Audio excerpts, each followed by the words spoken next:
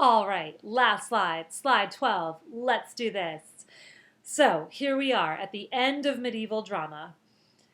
It started off with these simple liturgical plays being acted out inside a church, and it flowered into epic religious cycles that lasted for days and days and days.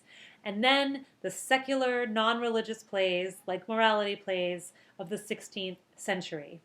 But during the 16th century, or the late Middle Ages, the religious theater that had been so typical of the entire Middle Ages almost completely disappeared, despite the fact that it was so popular. Here are some reasons why. Number one, the church had been weakened by internal conflicts. A bunch of different nations in Europe start to take shape. So we've got countries forming in Europe. And princes sought to gain controls over the religious affairs within their own territories. They don't want just one big Christian church ruling over the entire continent of Europe. The princes want control over their own country and the religious affairs just in their own country.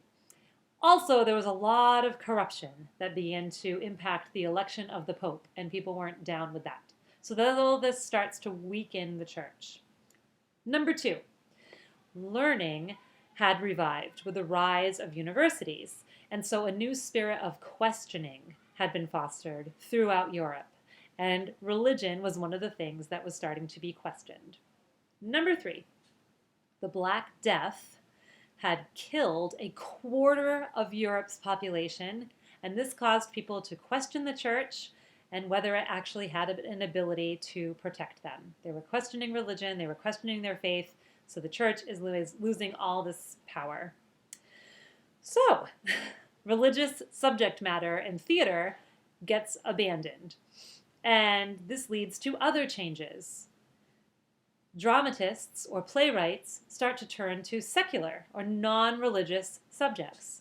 And as they do so, they take advantage of the fact that everyone's learning in these universities and everyone's getting all jazzed up and getting excited again about who else? The Greeks and the Romans.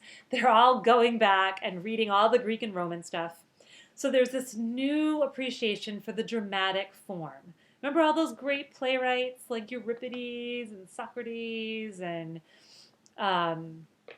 Aeschylus and all those guys? Well, they really nailed that dramatic form, right? How a play was supposed to function and the plot and all that. So there's this revived interest in this, and this resulting blend of the ancient classics plus what was going on in medieval times, and this kind of creates the non-religious drama of the Renaissance, which is coming up next for us, and for the rest of the semester is what we're going to be talking about, the time period of the Renaissance. Also, each country of Europe starts to develop its own national interests and its own characteristic style because they no longer have the ties of just this one religious subject matter. So they all start to kind of like, as countries, gain their own personalities. And this helps out the theater of each country because they all start to get like their own theatrical styles and interests. Okay.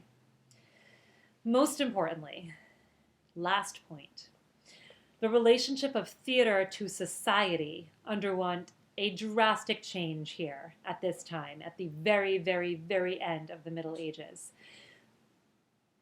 Before now, theater had been ceremonial and just occasional because it was just a community offering used to celebrate special events, right? Those festivals, the religious events, the religious festivals, and those types of offerings.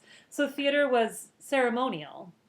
It wasn't like you'd buy a ticket to a play and just go out on a Friday night. It was very ceremonial and occasional and for special events. But beginning in the 16th century, theater gets deprived of its religious functions. We just talked about how religion and its powers are kind of fading in Europe. And so theater isn't attached to religion anymore. So it doesn't really have the festivals as its main purpose. So theater has to wage a fight for recognition on purely commercial and artistic grounds. Here we go. The professional theater gradually establishes itself throughout Europe. all by itself, no longer tied to religion, no longer just about festivals. This is now the birth of the professional theater. What are you doing today? Want to go see a play at the theater? Yeah. And that's what we're going to see in the Renaissance. And that's it. Woo! Okay. Thanks for hanging in there.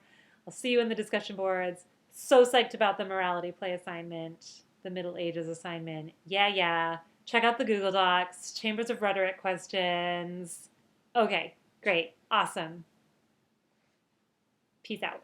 Bye-bye.